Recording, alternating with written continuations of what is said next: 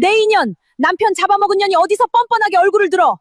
이 집에 바늘 하나도 네 것은 없으니 당장 나가거라! 상여가 나간 지 반나절. 상복을 입은 며느리가 문 밖으로 떠밀려 흙바닥을 구릅니다. 쓰러진 며느리의 얼굴 위로 때 묻은 옷보따리와 집신 한 짝이 사정없이 내던져졌지요. 마을 사람 모두가 가엾다며 혀를 차던 그 순간 쫓겨난 며느리가 대문 밖에서 갑자기 두 손을 들고 춤을 추듯이 좋아하는 것이 아니겠습니까? 살았다. 드디어 살았어 만세.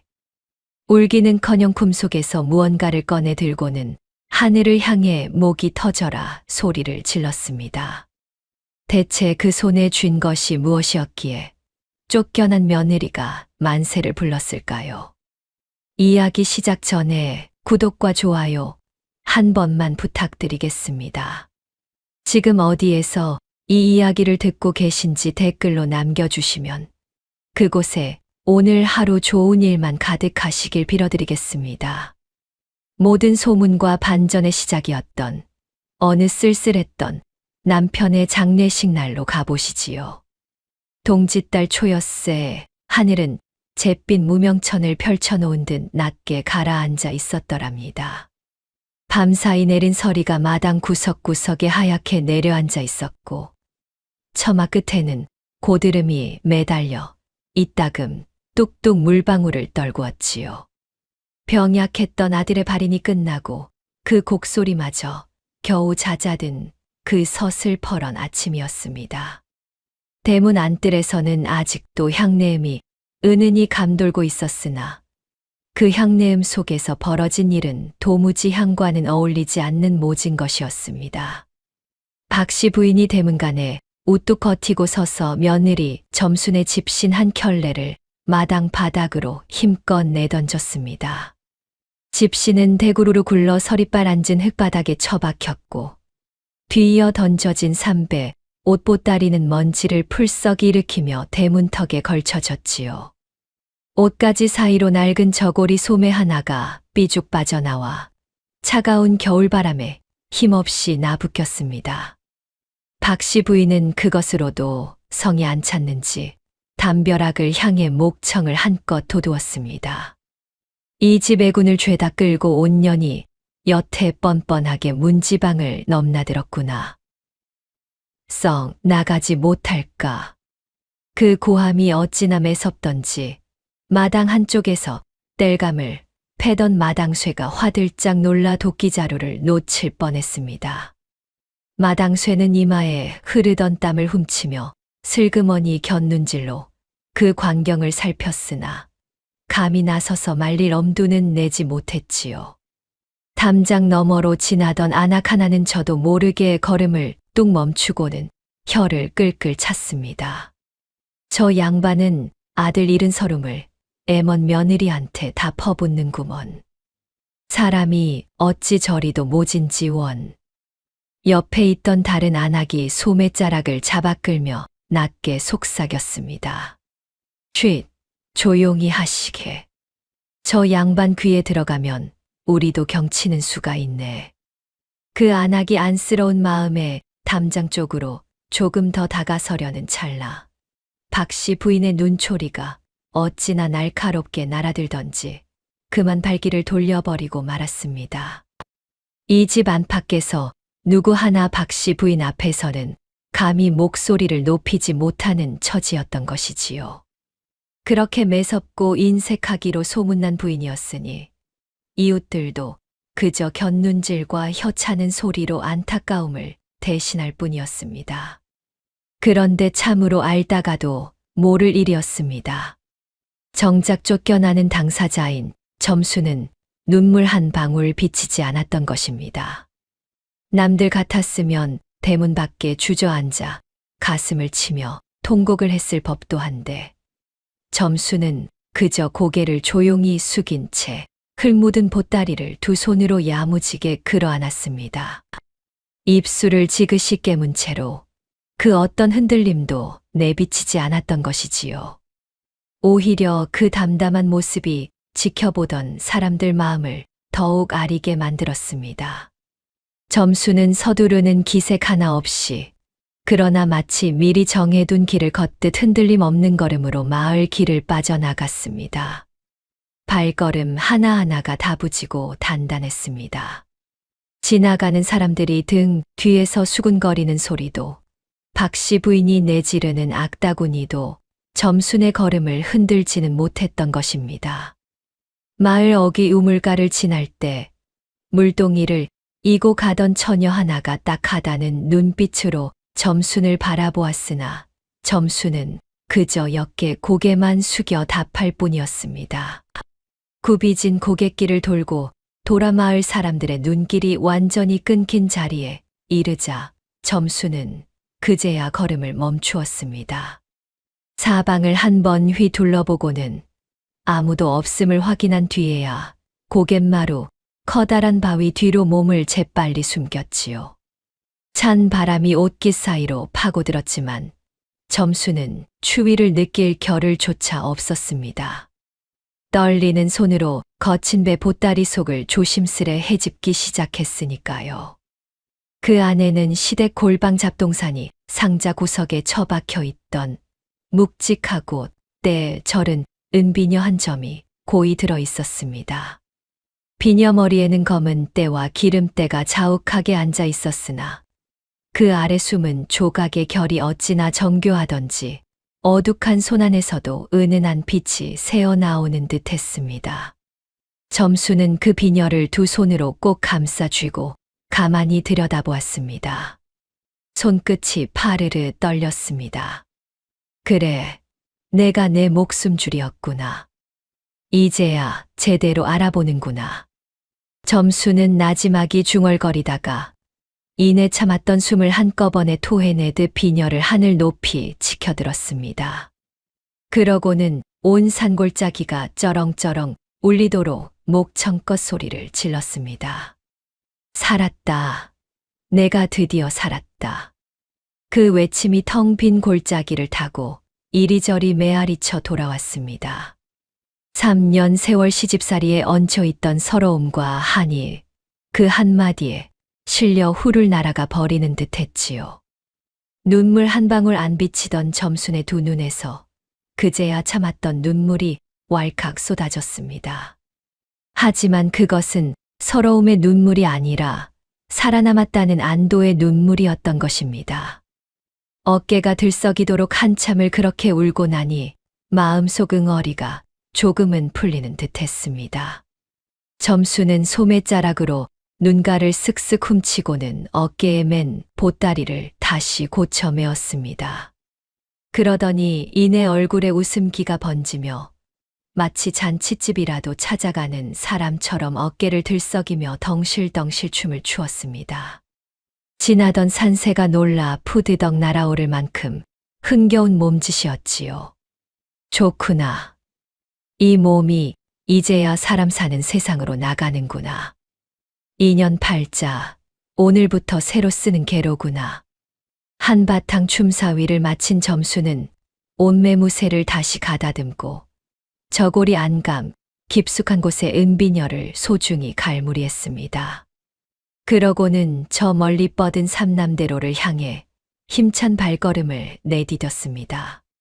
한양이라는 곳이 정확히 어떤 곳인지 점순도 잘은 알지 못했습니다. 사람들 입에서 입으로 전해 들은 소문만 어렴풋이 알 뿐이었지요. 그러나 그곳에 자신의 손끝 재주를 알아봐 줄 사람이 반드시 있을 것이라는 믿음 하나만은 확고했습니다. 멀리서 새벽 딸기 회를 치며 울어대는 소리가 고요한 들판을 타고 은은하게 퍼졌습니다. 그 울음소리를 등지고 점수는 뒤도 돌아보지 않은 채 걸음을 재촉했습니다. 갈수록 걸음이 가벼워졌습니다.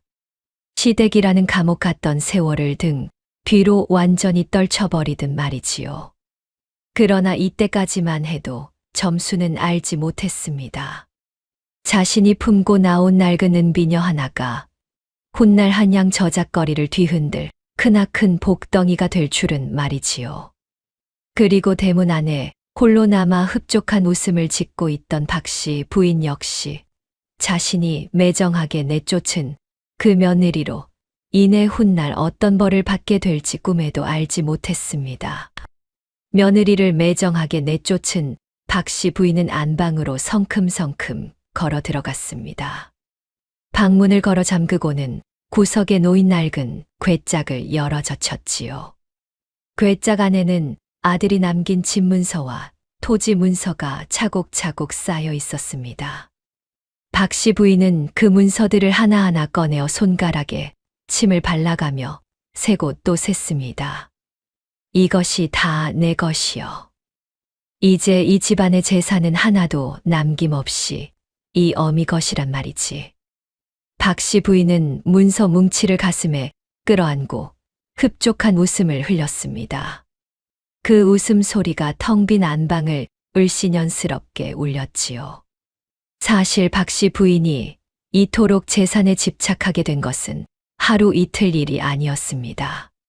평소에도 친정에서 며느리에게 보내준 삼배며 예물을 중간에서 가로채기 일쑤였고 점순을 종부리듯 부려먹었던 것입니다. 시간을 거슬러 올라가 보면 점순이 시집 온 지 얼마 되지 않았을 무렵의 일이었습니다. 점순이 밤새워 짜놓은 고운배 한 피를 박씨 부인이 슬그머니 걷어다가 장터에 내다 팔아버린 적이 있었지요.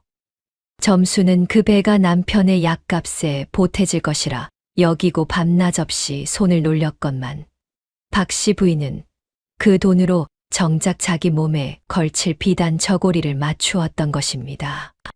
점순이 이를 알고도 감히 말 한마디 못한 채 속으로만 삭혔던 것은 두말할 나위가 없었지요.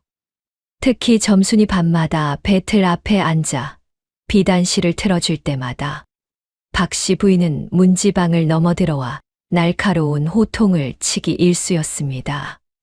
돈도 안 되는 쓸데없는 자빌로 애먼 초만 축내는구나. 그 시간에 부엌일이나 한 번 더 거들 것이지. 호통을 치는 것으로도 성이 안 찼는지 박씨 부인은 배틀의 북을 낚아채듯 빼앗아 방바닥에 냅다 내던지기도 했습니다. 그 서슬에 놀란 점순이 몸을 움츠리면 박씨 부인은 그의 점순의 등짝을 손바닥으로 후려치며 씩씩거렸지요. 점순은 그럴 때마다 이 악물고 눈물을 삼킬 뿐 감히 대꾸 한마디 하지 못했습니다. 시어머니 앞에서 며느리가 입을 놀린다는 것은 그 시절 상상조차 할 수 없는 일이었으니까요. 그런데 사실 점순이 짜던 그 비단은 예사 물건이 아니었습니다. 그것은 점순이 친정어머니로부터 은밀히 전수받은 구름과 학이 어우러진 옛 선조들의 희귀한 문양이 새겨진 특별한 비단이었던 것입니다.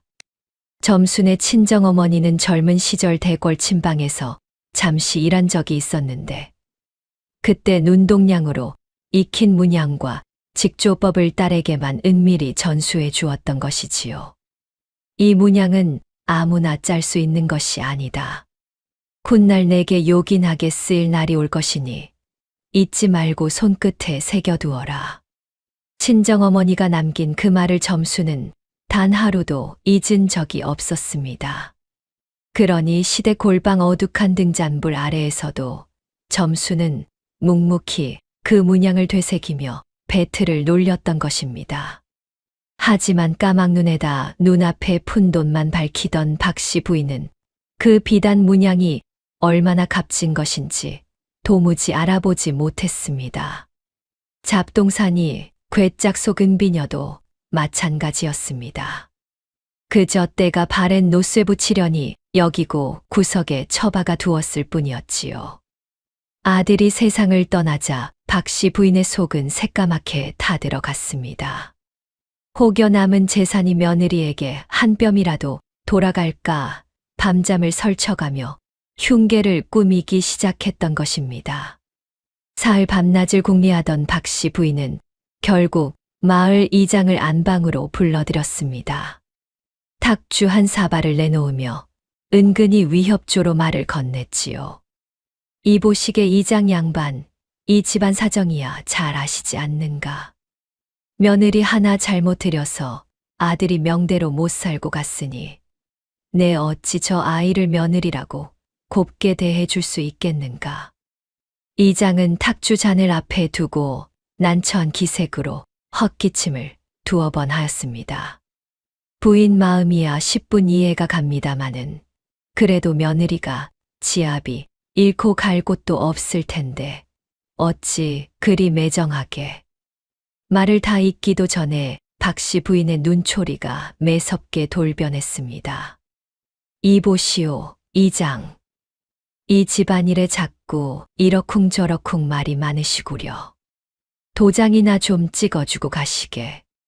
그러지 않으면 내 자네가 작년 가을에 소장료를 얼마나 떼먹었는지 동네방네 소문내고 다닐 것이오. 그 말 한마디에 이장의 얼굴이 하얗게 질렸습니다. 결국 이장은 마지못해 종이에 도장을 꾹 눌러 찍고 수결까지 남기고는 도망치듯 방을 빠져나갔습니다. 그렇게 만들어진 것이 바로 점순을 가문에서 영원히 내쫓는다는 내용의 쫓출문이었던 것입니다. 동이 트자마자 박씨 부인은 그 쫓출문을 점순의 얼굴 앞에 냅다 내던졌습니다. 단 한 푼의 노잣돈도 쌀 한 바가지도 쥐어주지 않은 채였습니다. 점순이 대문 밖으로 밀려나는 것을 지켜보던 박씨 부인은 문을 걸어 잠그며 혼잣말로 중얼거렸습니다. 몸에 걸친 것 외에는 흙 한 줌도 못 가져갈 줄 알아라.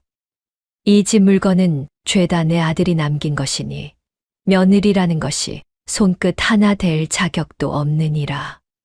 빗장을 철컥 소리 나게 내리는 그 순간 박씨 부인의 입가에는 회심의 미소가 번지고 있었습니다. 텅 빈 안방에 홀로 앉은 박씨 부인은 아들의 유산과 집안 재산을 온전히 독차지했다는 생각에 절로 흐뭇한 웃음이 흘러나왔습니다. 괴짝 속 깊숙이 문서를 밀어넣고는 비단 이불을 끌어당겨 몸을 뉘었지요. 이제야 발 뻗고 살겠구나. 저 아이 하나 내쫓았을 뿐인데 이리도 속이 후련한 것을 진작에 왜 못했던고. 그러나 박씨 부인은 그때까지도 까맣게 모르고 있었습니다. 자신이 하찮게 여겨 잡동사니 괴짝 구석에 처박아 두었던 그 낡은 은비녀가 사실은 대궐에서 하사받은 귀한 보물이라는 사실을 말이지요. 그리고 자신이 종부리듯 하대하던 며느리의 손끝에서 장차 한양 저작거리를 뒤흔들 재주가 피어날 것이라는 사실 역시 꿈에도 짐작하지 못했던 것입니다. 창밖으로는 여전히 차가운 겨울바람이 문풍지를 흔들어대고 있었습니다. 마을 어귀 주막거리에 다다르자 점수는 그제야 다리 쉼을 할 겸 걸음을 멈추었습니다. 하루 종일 걸어온 탓인지 발바닥이 얼얼하니 시큰거렸습니다. 점수는 주막 뒷마당 우물가로 다가가 두레박을 내려 찬물을 길어 올렸습니다. 바가지에 물을 가득 담아놓고는 사방을 한번 휘둘러본 뒤 품속에서 은비녀를 조심스레 꺼내 들었지요. 이대로 두었다가는 사람들이 그저 흔한 노비녀로만 알아볼 터인데 어디 한번 제 모습을 찾아주어야겠구나. 점수는 지풀 한 움큼을 손에 쥐고 물에 적셔가며 비녀에 앉은 때를 조심조심 문질러 닦아내기 시작했습니다. 손끝에 힘을 주어 몇 번이고 문지르자 까맣게 앉아있던 흙대와 기름때가 서서히 벗겨져 나갔습니다. 그러자 놀랍게도 은은한 은빛 광택이 서서히 드러나기 시작했으니 지켜보던 점순의 두 눈이 점점 커져만 갔습니다. 아니, 이것이 어찌 이럴 수가. 비녀 몸통 아래쪽으로 붉은 빛이 도는 명문 몇 글자가 선명하게 모습을 드러냈던 것입니다. 점수는 손을 파르르 떨며 비녀를 눈앞 가까이 가져다 대었습니다. 비녀 머리 부분에는 학 두 마리가 구름 사이를 노니는 문양이 어찌나 정교하게 조각되어 있던지 마치 살아 움직이는 듯한 착각마저 들 정도였습니다. 세상에나. 이것이 그냥 노부치가 아니었어. 이것이 정령대궐에서 내려온 물건이었단 말인가. 점수는 저도 모르게 입을 틀어막았습니다. 알고 보니 그 비녀는 오래전 대궐의 상궁이 시댁 가문 선조에게 하사했던 귀한 보물이었던 것입니다. 아는 사람이 보면 능히 거금 백냥을 호가할 만한 내력 깊은 물건이었지요. 하나 시어머니 박 씨는 애당초 글도 읽지 못하는 데다 비녀의 낀 때가 워낙 두터워 그 속에 숨은 가치를 도무지 알아채지 못했던 것입니다.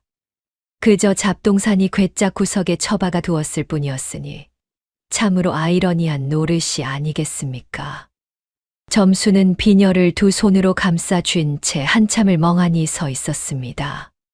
지난 3년 세월 골방 등잔불 아래에서 밤마다 배틀을 돌리며 눈에 익혔던 그 구름과 항문양이 이 비녀에도 똑같이 새겨져 있었으니 이것이 우연이 아니라는 생각이 절로 들었습니다. 어머님이 남겨주신 그 문양과 이 비녀의 문양이 어찌 이리도 닮았을꼬. 이것도 다 하늘의 뜻이 아니고 무엇이겠는가. 점수는 그렇게 중얼거리며 다시 한번 비녀를 요모조모 뜯어보았습니다. 시댁을 나서기 직전 점수는 시어머니 박 씨가 내 몸에 걸친 것 외에는 흙 한 톨도 가지고 가지 말라며 억지로 작성해준 쪼출문도 잊지 않고 챙겨 나왔던 것입니다.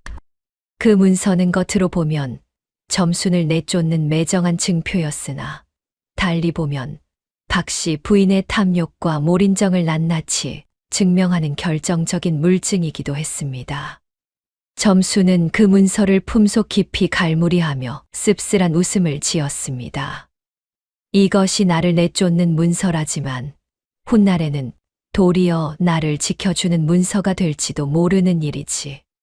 그때 마침 보름달이 서편으로 서서히 기울어가는 시각이었습니다.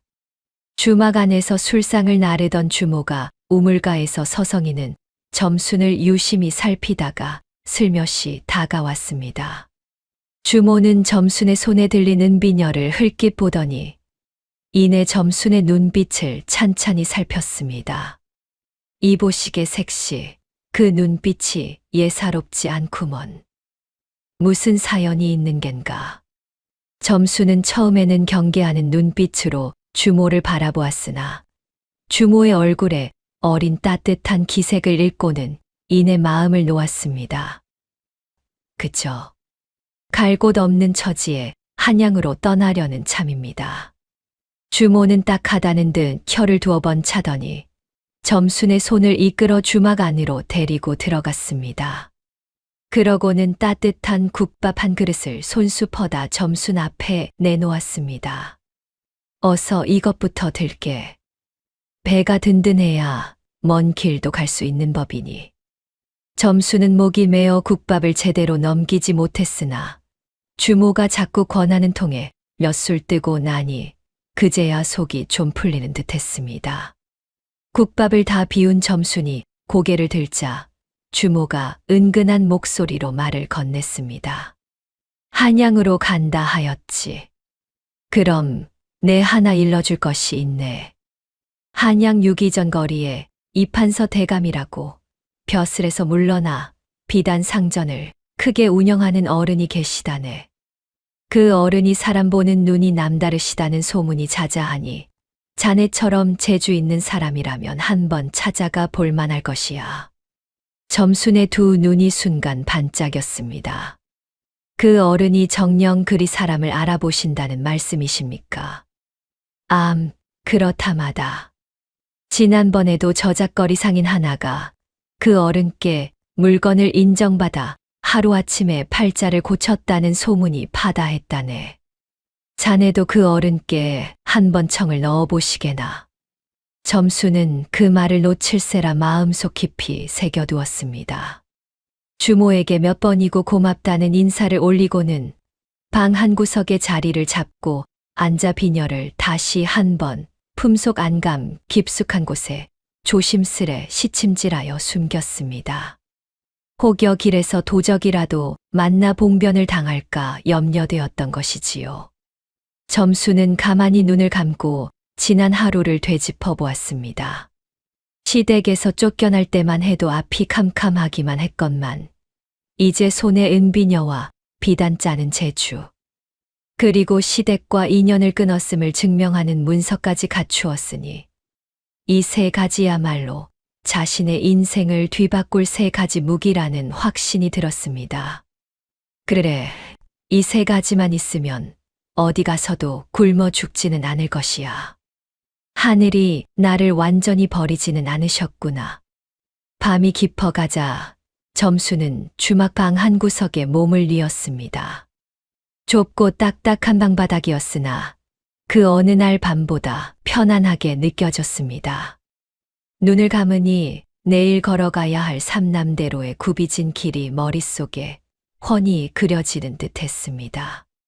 창밖으로는 스산한 겨울바람이 문풍지를 흔들어댔으나 점순의 마음속에는 이미 따뜻한 봄 기운이 자리 잡기 시작했던 것입니다. 이튿날 동이 트기가 무섭게 점수는 자리를 털고 일어났습니다. 주모에게 다시 한번 감사 인사를 올리고는 망설임 없이 한양을 향해 힘찬 발걸음을 내디뎠습니다. 저 멀리 지평선 너머로 붉은 해가 서서히 떠오르고 있었습니다. 그 햇살을 마주하며 걷는 점순의 뒷모습이 어찌나 당당하고 곧던지 지나가던 나그네들도 저도 모르게 한 번씩 눈길을 주었더랍니다. 한양 땅에 첫 발을 들여놓은 점수는 눈이 휘둥그레질 수밖에 없었습니다. 태어나서 이토록 크고 번잡한 저작거리는 처음 보는 것이었으니까요. 사방에서 들려오는 상인들의 호객 소리, 짐을 진 지게꾼들이 부딪히며 내는 소란, 어디선가 풍겨오는 기름진 떡 냄새와 젓갈 냄새가 뒤섞여 정신이 아득해질 지경이었습니다. 에구머니나, 이것이 정녕 사람 사는 곳이란 말인가. 우리 마을 장날 10번을 합쳐도 이만큼은 안 될 것이야.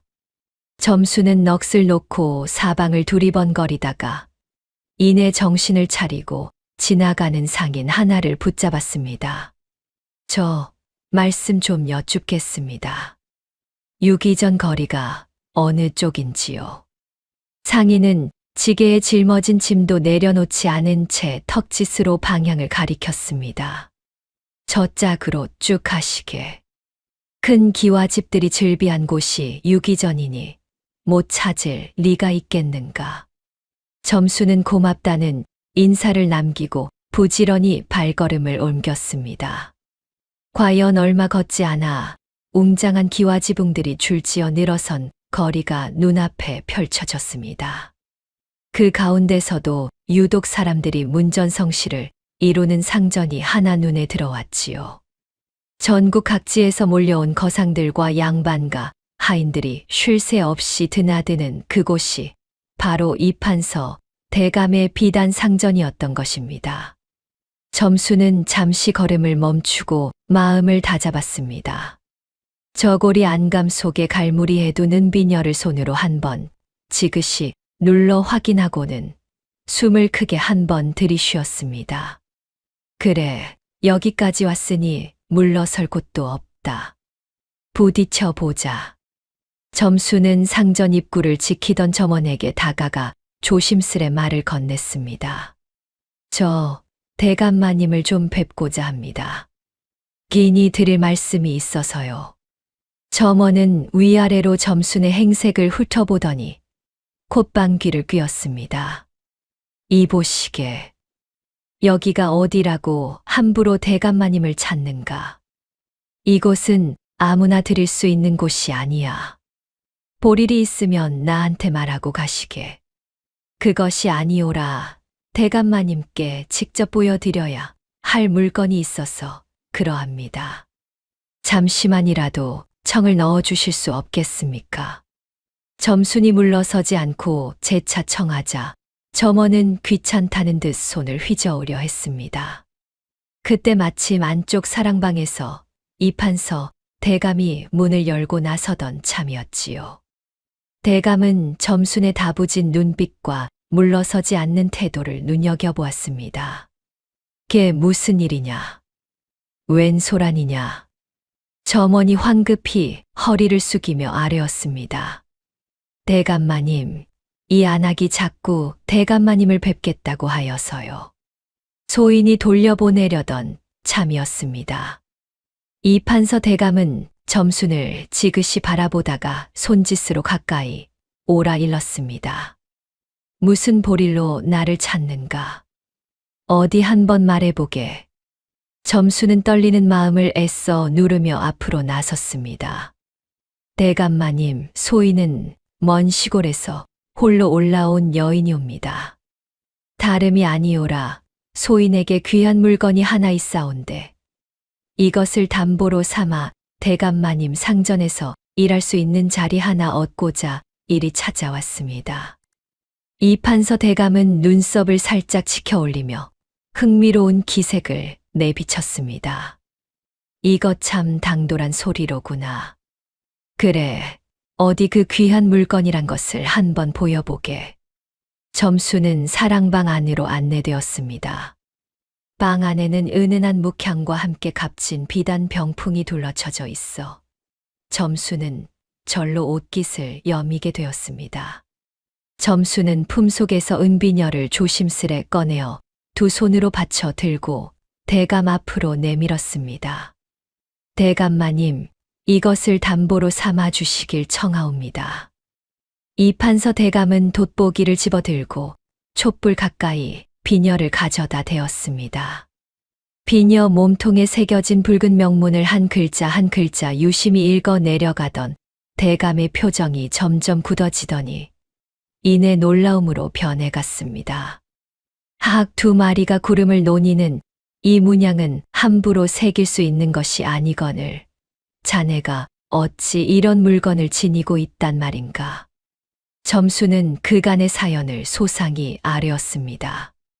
시댁 골방 잡동산이 상자에 방치되어 있던 것을 자신이 발견하여 챙겨 나온 것이며 시어머니가 이 물건의 가치를 알지 못한 채 헐값 노쇠로 여겨 버려두었던 사정까지 낱낱이 고했습니다. 이판서 대감은 비녀를 비단 헝겊 위에 조심스레 내려놓으며 혀를 내둘렀습니다. 참으로 아까운 노릇이로다. 이런 보물을 몰라보고 잡동사니 취급을 하다니 그 시어머니라는 사람도 참 눈뜬 봉사가 따로 없구나. 점수는 그 말에 용기를 얻어 이번에는 품속에서 곱게 접어 간직해온 비단 조각을 꺼내어 대감 앞에 길게 펼쳐 보였습니다. 한 뼘 남짓한 그 비단에는 구름과 학이 어우러진 오묘한 문양이 은은한 자줏빛과 은빛으로 수놓아져 있었지요. 대감마님, 이것은 소인이 친정어머니께 전수받아 직접 짠 것이옵니다. 부디 한번 살펴봐 주시옵소서. 이판서 대감은 비단을 두 손으로 받쳐 들고 눈을 가늘게 뜬 채 문양의 결을 살폈습니다. 손끝으로 직물의 짜임새를 어루만지던 대감의 입에서 절로 감탄사가 터져 나왔습니다. 이것 참, 조선 천하에 이런 비단 문양을 짜낼 수 있는 장인이 어디 또 있단 말인가. 이 정교한 조직과 색감이라니 대궐 침방의 상궁들이 짠 것과 견주어도 손색이 없구나. 대감은 한참을 넋을 놓고 비단을 들여다보다가 이내 결심한 듯 무릎을 탁 쳤습니다. 내 오랫동안 대궐에 납품할 만한 특출난 비단 장인을 찾아 헤매었느니라. 한데 오늘 이렇게 하늘이 자네를 내게 보내주셨구나. 여봐라, 걔 아무도 없느냐. 밖에서 대기하던 점원이 황급히 방문을 열고 들어왔습니다. 부르셨습니까, 대감마님? 이 비녀를 상전 보관함에 안전하게 넣어두고 담보 장부에 소상히 기록해 두어라. 그리고 이 여인을 오늘부터 우리 상전의 으뜸 행수로 삼을 것이니 그리 알고 채비를 해주게. 점원은 화들짝 놀라 눈이 휘둥그레졌습니다. 대감마님, 어찌 처음 뵌 여인에게 그토록 큰 자리를 선뜻 내어주시는지요. 이판서 대감은 껄껄 웃으며 답하였습니다. 사람의 재주와 인품은 겉모습만으로 판단할 수 있는 것이 아니니라. 이 여인이 지닌 손끝 재주와 다부진 눈빛을 보아하니 이는 필시 하늘이 내린 제목이라 할 것이야. 내 평생 사람 보는 눈 하나만은 자부하며 살아왔으니 이번에도 그르치지는 않을 것이다. 점수는 그 자리에서 엎드려 절을 올렸습니다. 감격에 겨워 목소리가 다 떨렸습니다. 대감마님, 이 은혜를 어찌 다 갚아야 할지 모르겠습니다. 소인 목숨을 다해 대감마님의 믿음에 보답하겠사옵니다. 그리 무거운 말은 삼가게. 그저 자네의 재주를 마음껏 펼쳐 보이면 그것으로 족하네. 이판서 대감은 그 자리에서 지시를 내려 상전 다락방에 최고급 배틀 한 틀과 명주실 수십 타래를 즉시 들여놓도록 하였습니다. 점순이 마음 놓고 작업할 수 있는 환경을 마련해 준 것이었지요. 점수는 그날부터 이판서 가문의 든든한 후원 속에서 자신만의 배틀을 갖추고 본격적으로 비단을 짜기 시작했습니다. 낮에는 상전의 장부를 정리하고 거래처를 돌아다니며 상인들과 흥정을 익혔고, 밤이 되면 다락방 등잔불 아래에 홀로 앉아 배틀의 북을 부지런히 움직였습니다. 처음에는 낯선 환경에 손끝이 서툴러 실이 엉키기도 하였으나 며칠이 지나자 점순의 손놀림은 물 흐르듯 자연스러워졌습니다. 이 손끝에 어머님의 가르침이 살아있으니 무엇이 두려우랴. 점순의 손끝에서 자줏빛과 은빛이 어우러진 환상적인 구르막 문양 비단이 한 필 한 필 배출되기 시작했습니다. 배틀 소리는 밤새도록 고요한 상전 다락방을 울리며 저작거리의 깊은 밤을 은은하게 물들여 갔습니다. 삼경이 지나도록 꺼지지 않는 점순의 방등불을 바라보며 이판서 대감은 사랑방 창가에 서서 흐뭇한 미소를 지었습니다. 저 등불이 꺼지지 않는 한 이 상전의 앞날도 밝을 것이야. 이래가 지난 장날이었습니다. 점순이 짜는 구르막 문양 비단이 한양 사대부 가문 부인들과 대궐 상궁들 사이에서 입소문을 타기 시작했습니다. 처음에는 조심스레 한두 필씩 팔려나가던 것이 이제는 소문을 낳아 걷잡을 수 없이 번져나갔던 것이지요. 자네, 그 소문 들었는가? 6.2 전 이판서 대감 상전에 새로 온 행수가 짜낸다는 비단 말일세. 들었다마다 우리 안방마님도 그 비단으로 치마 한 벌 지어 입으시더니 대궐 잔치에서 사람들이 죄다 부러워했다지 뭔가. 이런 소문이 여인네들 입에서 입으로 퍼져나가니 6.2 전 상전 앞에는 양반가의 가마들이 줄지어 늘어서게 되었습니다. 가마꾼들의 발걸음 소리와 하인들이 서로 순번을 다투는 소리로 상전 앞은 늘 시끌벅적하였지요. 비단 한 척의 가격은 하루가 다르게 천정부지로 치솟았고, 비단을 사기 위해 몰려든 시전 상인들이 엽전 자루를 들고 문 앞에 진을 치는 일도 허다했습니다. 행수날이 오늘도 비단이 나오는 대로 저희 것부터 먼저 내어주십사 부탁드립니다. 아니 될 말씀입니다. 어제 먼저 약조를 하신 분이 계시니 순서대로 내어드릴 수밖에요. 점순이 직접 서명한 비단표는 이제 웬만한 현금보다도 더 귀하게 거래될 지경이었습니다. 불과 1년 만에 점순은 한양 상권을 쥐락펴락하는 비단 거상으로 승승장구하였습니다. 시골에서 집신을 신고 쫓겨나던 그 여인이 이제는 고운 비단 옷을 갖춰 입고 화려한 가마를 타는 몸이 되었으니 이야말로 사람 팔자 알 수 없다는 말이 딱 들어맞는 노릇이었지요. 한편 이 무렴 며느리를 내쫓고 아들의 유산을 홀로 독차지했던 시어머니 박씨 부인의 살림살이는 정반대의 길을 걷고 있었습니다. 처음에는 재산을 손에 쥐고 떵떵거리며 살았으나 사람이 재물만 있고 사람 보는 눈이 없으니 그 재산이 오래갈리 만무했던 것입니다. 하루는 낯선 사내 하나가 박씨 부인의 집 대문을 두드렸습니다. 먼 친척벌 되는 최 주사였습니다. 최 주사는 곰방대를 입에 문 채 능글맞은 웃음을 지으며 안방으로 들어섰습니다. 아이고, 형수님 되시는 분이 이리 혼자 큰 살림을 꾸리신다니.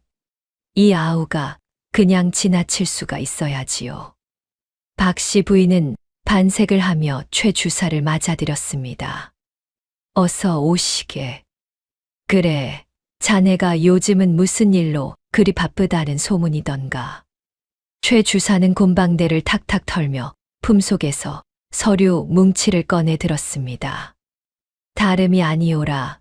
소인이 요즘 황해도 쪽에 아는 사람과 함께 약초밭을 크게 벌이고 있사온데 한약재 상업에 투자를 하면 원금의 10배는 좋게 불릴 수 있는 자리가 났습니다. 형수님이야 워낙 재물 불리는 재주가 남다르시니 이런 좋은 자리를 놓치실까 하여 이리 달려온 것이지요. 박씨 부인의 눈이 순간 반짝였습니다. 재물이라는 말에 귀가 솔깃해지는 것은 예나 지금이나 마찬가지였으니까요. 10배라. 그것이 정녕 사실인가? 자네가 나를 속이는 것은 아니겠지. 형수님도 참. 이 아우가 어찌 형수님을 속이겠습니까? 이 문서를 좀 보십시오. 관아의 인장까지 찍혀 있는 정식 문서요인데 어디 거짓이 있을 수 있겠습니까?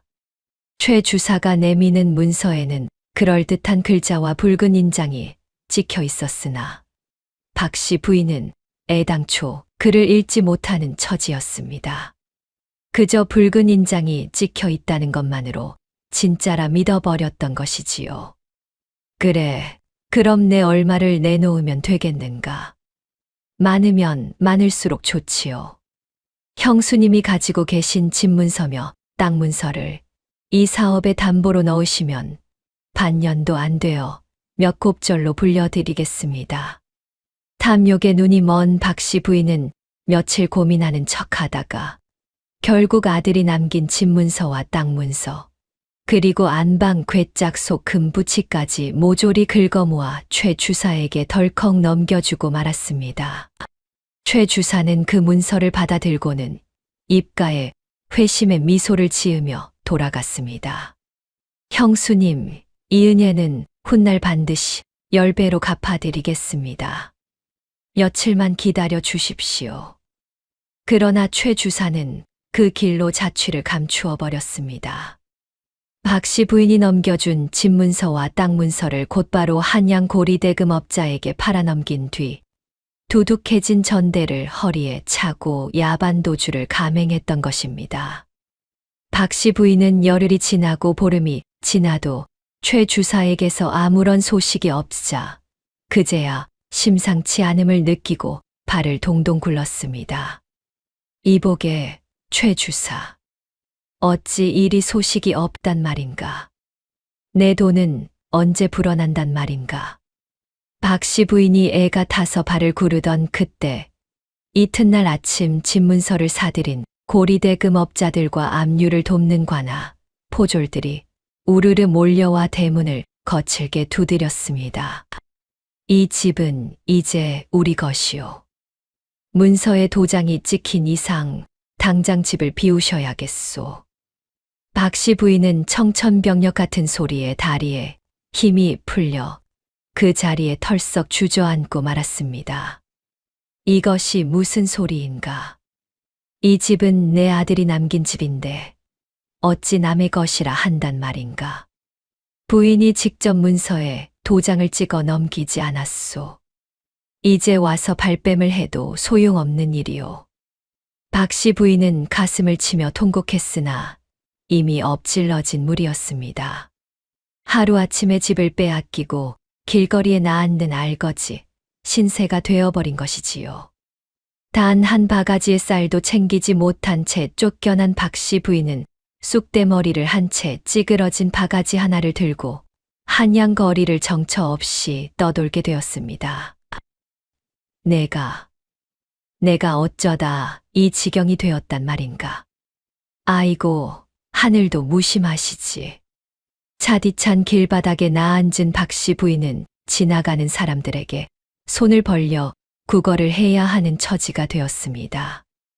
예전 같으면 거들떠보지도 않았을 국밥집 앞을 서성이며 그저 밥 냄새만 맡아도 눈물이 핑 도는 신세로 전락하고 말았던 것입니다.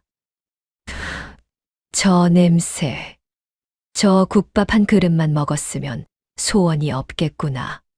지독한 구두쇠로 남을 구박하고 며느리를 매정하게 내쫓았던 그 업보가 이렇게 고스란히 되돌아와 박 씨 부인의 가슴을 난도질하고 있었습니다. 사람들은 손가락질을 하며 수군거렸습니다. 저 여편네가 예전에 며느리를 그리도 구박하더니 결국 이 꼴이 되었구먼. 사람이 너무 인정머리가 없으면 절이 되는 법이지. 박 씨 부인은 그런 손가락질에도 이제는 아무런 대꾸도 하지 못한 채 그저 고개를 떨굴 뿐이었습니다. 달기 울 무렵 찬서리를 맞으며 며칠을 떠돌던 박 씨 부인의 발걸음은 어느새 소문난 비단 거상이 드나든다는 유기전 상전 길목에 이르러 있었습니다. 그 길목에 쭈그려 앉아 지나가는 사람들에게 손을 내밀던 박 씨 부인은 저 멀리서 다가오는 화려한 가마 행렬을 물끄러미 바라보고 있었습니다. 한양 유기전 거리 점순의 비단 상전 앞으로 화려하게 장식된 가마 행렬이 서서히 다가왔습니다. 가마꾼들의 발맞춘 걸음 소리가 자갈길 위로 절도 있게 울려 퍼졌고 지나던 사람들은 저마다 걸음을 멈추고 그 위세를 구경하였습니다. 가마가 상전 앞에 다다르자 앞장선 하인이 목청을 가다듬어 외쳤습니다. 행수 날이 드십니다. 길을 비켜주십시오. 가마가 사뿐히 멈춰서고 가마꾼들과 하인들이 일제히 허리를 숙여 예를 갖추었습니다. 화려하게 수놓인 가마 문이 스르륵 열리고 고운 비단 옷을 걸치고 은은한 옷가락지와 놀이개를 늘어뜨린 점순이 사뿐히 걸음을 내디디며 가마에서 내려섰습니다. 그 자태가 어찌나 기품이 있던지 지나가던 사람들조차 넋을 놓고 바라볼 지경이었지요. 그런데 바로 그 길목 한 구석, 다 해진 옷을 걸치고 쭈그려 앉아 손을 벌리고 있던 박 씨 부인의 두 눈이 순간 크게 벌어졌습니다. 저것이 누구란 말인가? 박 씨 부인은 자신의 눈을 의심하며 몇 번이고 눈을 비볐습니다. 가마에서 내리는 여인의 얼굴을 뚫어져라 바라보던 박 씨 부인은 이내 그 얼굴이 자신이 매몰차게 내쫓았던 며느리 점수님을 알아채고는 온몸이 부들부들 떨려왔습니다. 저것이 정령 점순이란 말인가? 저 아이가 어찌 저리도 호의호식을 하고 있단 말인가? 박 씨 부인은 바가지를 내던지고 벌떡 일어나 미친 사람처럼 달려들었습니다. 순식간에 점순의 비단 치맛자락을 움켜쥐고는 길바닥에 털썩 주저앉아 버렸지요. 내 인연, 시어머니를 몰라보고 이리 호의호식을 하고 있단 말이냐?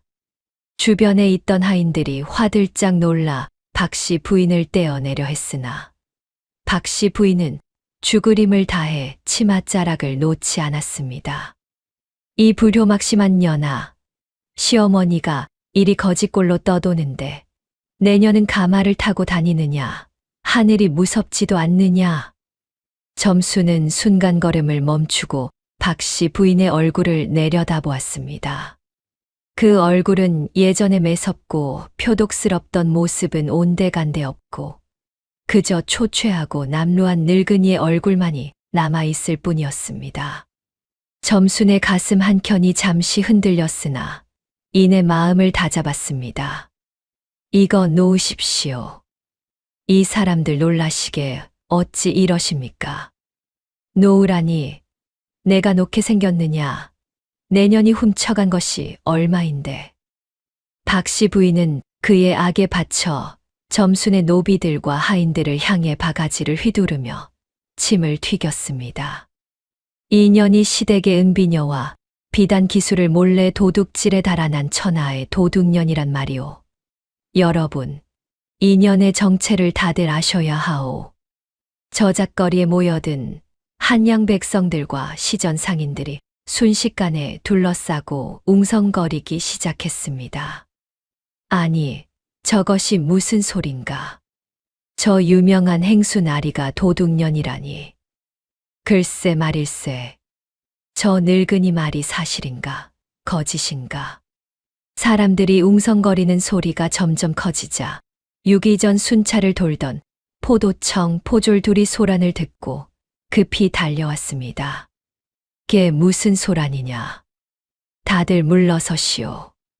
포졸 하나가 앞으로 나서며 박씨 부인과 점순을 번갈아 살폈습니다. 이보시오. 무슨 사연으로 이리 소란을 피우시는 게요. 박씨 부인은 눈물을 쥐어짜며 땅바닥에 주저앉아 통곡하는 신용을 하였습니다. 날이 소인이 전년의 시어미온데 전년이 시댁의 귀한 물건을 훔쳐 달아나 이리 부귀영화를 누리고 있사옵니다. 부디 전년을 벌하여 주시옵소서. 포졸들은 서로 얼굴을 마주 보더니 이내 결론을 내렸습니다. 사정이 이러하니 말로만 따질 일이 아닌 듯하오. 두 분 다 관하로 동행하시지요. 사또께서 시비를 가려주실 것이오.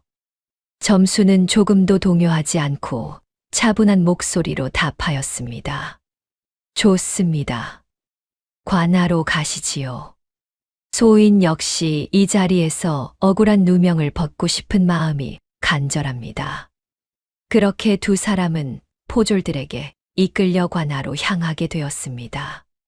관아뜰에 들어선 박씨 부인은 사또 앞에 엎드리자마자 땅을 치며 억울하다는 듯 눈물쇼를 벌였습니다.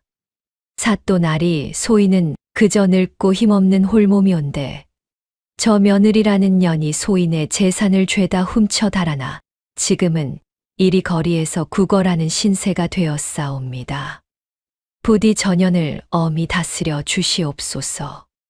박씨 부인은 자신의 볼기를 손바닥으로 치며 목 놓아 울부짖었습니다. 전년이 집안을 망하게 한 원수이옵니다. 사또 날이 부디 소인의 억울함을 풀어주시옵소서. 사또는 미간을 찌푸리며 박씨 부인을 내려다보았습니다. 그러고는 이번에는 점순을 향해 시선을 돌렸지요. 그대는 저 노파의 말이 사실인가? 어디 그대의 입장을 말해보게. 점순은 흐트러짐 없이 온매무새를 가다듬은 뒤 사또를 향해 정중히 절을 올렸습니다. 사또 날이 소인은 결코 시댁의 물건을 훔친 적이 없사옵니다. 다만 소인이 지니고 나온 것은 시댁 골방 잡동사니 상자에 버려져 있던 물건과 소인이 친정어머니께 전수받아 손수 익힌 비단자는 제주뿐이옵니다. 점수는 그렇게 말하며 차분한 눈빛으로 박씨 부인을 바라보았습니다. 그 눈빛에는 원망이나 분노보다는 오히려 안타까움이 서려 있었습니다. 점수는 품 안에 소중히 간직해온 문서 상자를 손으로 지그시 다잡았습니다. 사또 날이 소인에게는 이 억울함을 밝혀줄 문서가 있사옵니다. 부디 이것을 살펴봐 주시옵소서. 관아 안팎에는 이 사태의 추이를 지켜보기 위해 몰려든 한양 주민들로 인산인해를 이루고 있었습니다. 저마다 목을 길게 빼고 관아 뜰 안쪽을 살피며 수군거렸지요. 저 젊은 행수가 정녕 도둑질을 했을까? 나는 도무지 믿기지가 않네. 그러게 말일세. 저 늙은이의 눈빛이 오히려 더 수상쩍어 보이지 않는가. 사또는 무거운 표정으로 손을 들어 좌중을 조용히 시켰습니다. 모두 정숙하라. 이제부터 이 사건의 진위를 낱낱이 가려볼 것이니라. 관아뜰에는 순간 팽팽한 긴장감이 감돌았습니다. 박씨 부인은 여전히 땅바닥에 엎드려 흐느끼고 있었으나 그 등줄기는 어딘가 모르게 뻣뻣하게 굳어 있었습니다. 반면 점수는 옷매무새를 단정히 한 채 품속의 문서를 꺼낼 채비를 하며 사또의 다음 말을 기다리고 있었습니다. 관아뜰에는 무거운 정적이 흘렀습니다. 사또는 붉은 호패를 만지작거리며 엄숙한 표정으로 점순을 향해 입을 열었습니다. 그대가 억울함을 밝힐 문서가 있다 하였으니 어디 그것을 이 자리에 내어보게. 점수는 고개를 숙여 예를 갖춘 뒤 품속 깊숙한 곳에서 때 묻고 바랜 종이 한 장을 조심스레 꺼내었습니다. 그 종이를 두 손으로 받쳐 들고 사또의 상 위로 조용히 올려놓았지요. 사또 날이 이것이 바로 소인이 시댁에서 쫓겨나던 그날 시어머니께서 직접 작성하여 소인에게 안겨주신 문서이옵니다. 사또는 눈을 가늘게 뜨고 그 종이를 집어들었습니다. 종이에는 박씨 부인이 직접 찍은 인장과 마을 이장의 수결이 선명하게 남아 있었고 그 아래에는 이런 구절이 또렷하게 적혀 있었습니다. 단 한 푼의 재산도 주지 않고 이 며느리를 가문에서 영원히 내쫓는다. 사또가 그 문서의 내용을 나지막이 소리내어 읽어 내려가자 관아뜰에 있던 사람들 사이에서 술렁임이 일었습니다. 박씨 부인의 얼굴은 순식간에 흙빛으로 변하기 시작했습니다.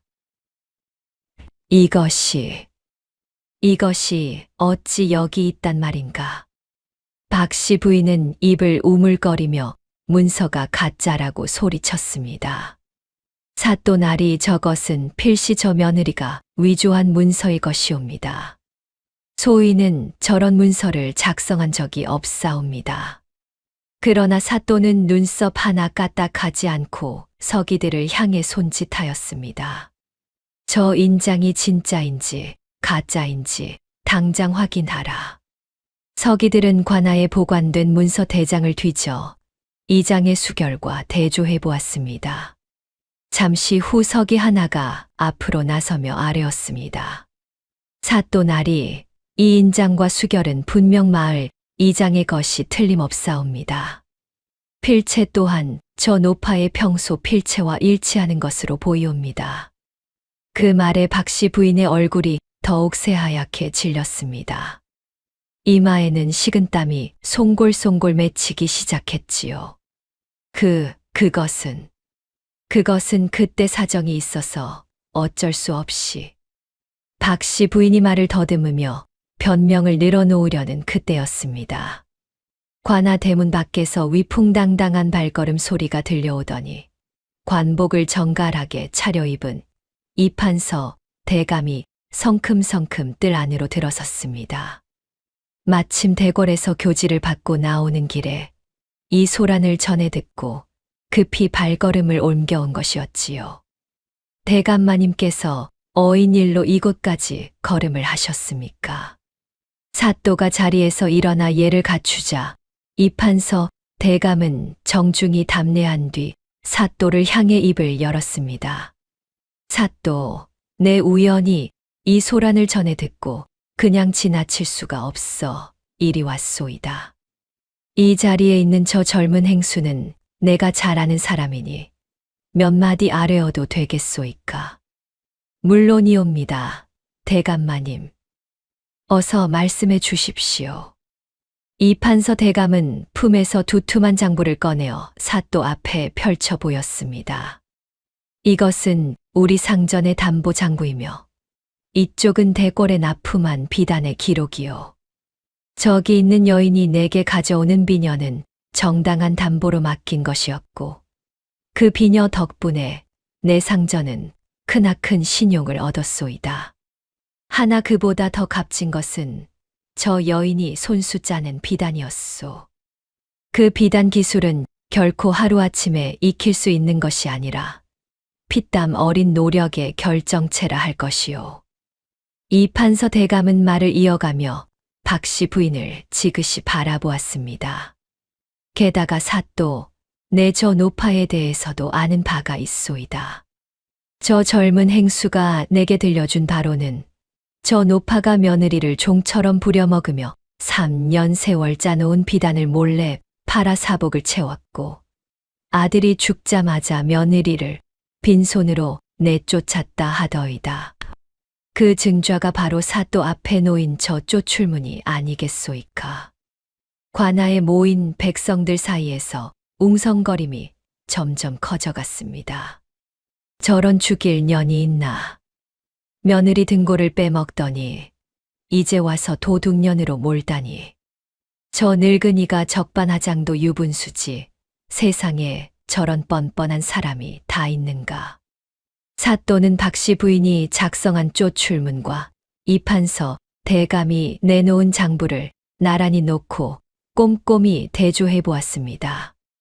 두 문서의 내용이 서로 어긋남 없이 정확히 들어맞자 사또는 마침내 결론을 내렸습니다.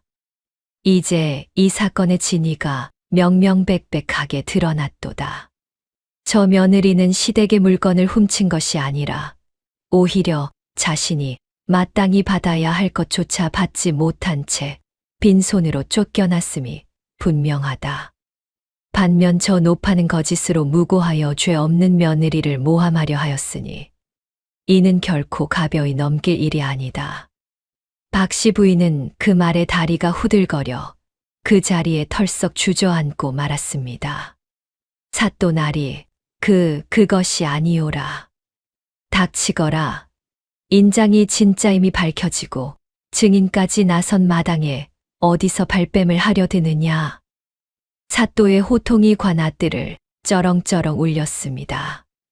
박씨 부인은 그의 사시나무 떨듯 온몸을 떨며 관아 바닥에 납작 엎드렸습니다. 더 이상 아무 말도 하지 못한 채 그저 흙바닥에 이마를 박고 있을 뿐이었지요.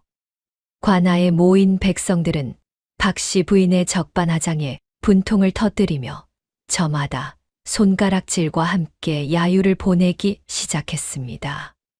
저런 사람 탈을 쓰고 저럴 수가 있나. 벌을 받아도 싸다, 싸. 그렇고 말고 며느리 등골 빼먹은 죄가 얼마인데 이제 와서 저리 뻔뻔하게 구는고. 사또는 자리에서 일어나 삽목을 힘있게 내던졌습니다. 그 소리가 관아뜰에 쩡하고 울려 퍼지자 좌중은 일제히 숨을 죽였습니다. 이 사건은 무고죄와 사기죄에 해당하는 형조의 유령을 적용하여 엄히 다스릴 것이다. 저 노파의 죄목을 낱낱이 정리하여 형벌을 내리도록 하라.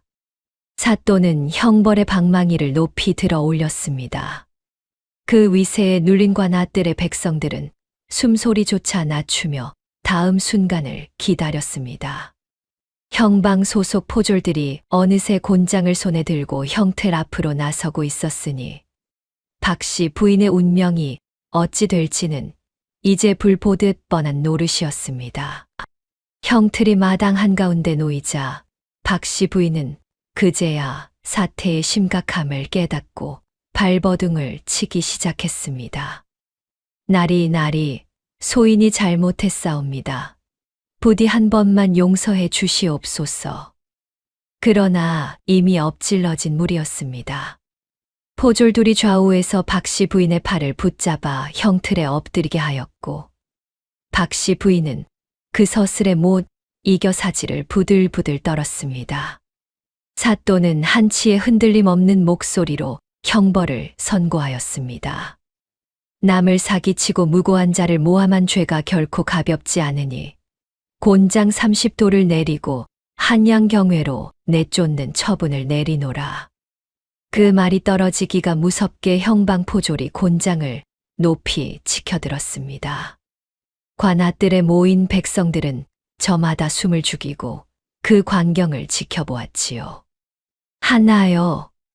곤장이 매섭게 내리쳐지자 박씨 부인의 입에서 찢어지는 듯한 비명이 터져 나왔습니다. 둘이요. 두 번째 매가 떨어지자 박씨 부인은 이를 악물고 신음을 삼켰습니다. 형틀에 매달린 박씨 부인의 몸이 매질에 따라 사정없이 요동쳤고 볼기가 터져 붉은 핏자국이 배어 나오기 시작했습니다. 이마에는 땀인지 눈물인지 모를 것이 비범벅되어 흘러내렸습니다. 제발, 제발 그만. 아이고, 사람 죽네. 박씨 부인이 애처롭게 울부짖었으나 관아에 모인 백성들 가운데 누구 하나 그 모습을 딱하게 여기는 이가 없었습니다. 오히려 저마다 팔짱을 낀 채 냉랭한 눈길로 지켜볼 뿐이었지요. 저리 애원해도 소용없지. 며느리한테 그리 모질게 굴 때는 언제고. 자업자득이라는 말이 딱 저럴 때 쓰는 말이로구먼. 30대의 곤장이 모두 끝나자 박씨 부인은 형틀에 축 늘어진 채 정신을 반쯤 놓아버렸습니다. 포졸들은 그런 박씨 부인을 사정없이 끌어다가 관아 밖 흙바닥으로 내던져 버렸습니다. 박씨 부인은 흙바닥에 나뒹굴며 짐승처럼 낮은 신음을 흘렸습니다. 관아뜰에서 이 모든 광경을 묵묵히 지켜보던 점수는 형벌이 끝나자 천천히 걸음을 옮겨 박씨 부인 곁으로 다가갔습니다. 사람들은 점순이 혹여 시원한 한마디라도 쏘아붙일까 하여 숨을 죽이고 지켜보았지요. 그러나 점수는 뜻밖에도 조용히 무릎을 굽혀 앉았습니다. 점수는 품속에서 집신 한 켤레와 동전 몇 푼을 꺼내어 박씨 부인 앞에 가만히 내려놓았습니다. 어머님. 박씨 부인은 흐릿한 눈으로 점순을 올려다보았습니다. 원망도 분노도 아닌 그저 담담한 눈빛으로 자신을 내려다보는 며느리의 얼굴을 마주하자 박씨 부인의 눈에서 굵은 눈물이 뚝뚝 떨어졌습니다. 이것을 가지고 가십시오. 그리고 다시는 제 눈앞에 나타나지 마십시오. 점수는 그 말만을 남기고 자리에서 일어나 뒤도 돌아보지 않은 채 걸음을 옮겼습니다. 그 목소리에는 미움도 원한도 담겨 있지 않았습니다. 다만 지난 세월의 모든 것을 이 자리에서 완전히 끊어내겠다는 담담하고도 단단한 결심만이 서려 있을 뿐이었지요. 박씨 부인은 집신과 동전을 앞에 두고 한참을 흐느꼈습니다. 내가 어쩌다 이 지경이 되었단 말인가. 아이고, 내 팔자야. 내 어리석음과 욕심이 이 화를 불렀구나. 박씨 부인은 스스로의 탐욕과 어리석음이 불러온 비참한 최후 앞에서 뒤늦은 눈물을 흘리며 절뚝거리는 걸음으로 시골길을 향해 처량하게 사라져 갔습니다. 그 뒷모습을 지켜보던 백성들도 하나둘 자리를 뜨며 저마다 한마디씩 남겼습니다. 사람이 살면서 인정을 베풀고 살아야지 절이 되면 아니 되는 것을. 그러게 말일세. 오늘 이 일을 보고 나도 마음을 다잡아야겠구먼. 시댁의 어두운 그림자를 완전히 털어낸 점수는 그날 이후로 자신을 믿어준 이판서 대감과 함께 한양 제1의 비단 상단을 크게 일으켜 세웠습니다. 점수는 삼남대로 어귀의 대형 비단 공방을 새로이 세우고 고구려와 신라 시절부터 전해 내려오는 옛 비단 문양을 연구하는 배틀방을 여럿 늘렸습니다. 이 재주는 나 혼자만 가지고 있을 것이 아니라 갈 곳 없는 이들과 함께 나누어야 하느니라. 점수는 가난하고 힘없는 시골 아낙네들과 갈 곳 없는 공녀들을 상단에 거두어들여 자신만의 독창적인 비단 기술을 아낌없이 전수해 주었습니다. 처음에는 서투른 손길로 실을 엉키기만 하던 여인들도 점순의 세심한 가르침 아래 하나둘 훌륭한 장인으로 성장해 나갔습니다. 행수나리, 소인들이 어찌 이 큰 은혜를 갚아야 할지 모르겠사옵니다. 은혜랄 것이 무엇있는가? 나 또한 누군가의 도움으로 오늘에 이르렀으니 그저 받은 것을 되돌려줄 뿐이네. 점순의 공방에서 배출된 비단은 그 정교함과 아름다움으로 명성이 자자하여 청나라와 외국에까지 수출되며 한양 최고의 명품으로 자리 잡았습니다. 지혜와 덕망을 함께 갖춘 점순의 이름은 한양을 넘어 전국 팔도에 인자한 거상의 대명사로 널리 알려지게 되었습니다. 세월이 흘러 점순은 자신만의 가문을 새로이 일으키고 자손 대대로 부귀영화와 태평성대를 누리게 되었습니다. 착한 마음과 야무진 지혜가 마침내 승리한다는 이 통쾌한 이야기는 한양 저작거리를 오가는 이야기꾼들 사이에서 두고두고 회자되는 단골 소재가 되었습니다. 그 옛날 집신 한 켤레로 쫓겨났던 며느리가 한양 제일의 거상이 되었다는 이야기 들어보셨는가? 어허, 그 이야기 말인가? 나도 몇 번을 들어도 들을 때마다 속이 다 시원해지는구먼. 해학과 감동이 어우러진 옛 이야기로 남은 점순의 만세 소리는 훗날까지 수많은 어르신들의 가슴 속에 시원한 사이다 같은 여운을 오래도록 남겼습니다. 자, 오늘 이야기도 여기서 마무리를 지어야 할 것 같습니다. 집신 한 켤레조차 없이 대문 밖으로 내쫓겼던 점순이 결국 자신의 손끝 제주 하나로 한양 제일의 거상이 되었다는 이 이야기. 참으로 통쾌하지 않습니까? 사람의 진가라는 것은 남이 알아주지 않아도 언젠가는 반드시 빛을 보는 법이지요.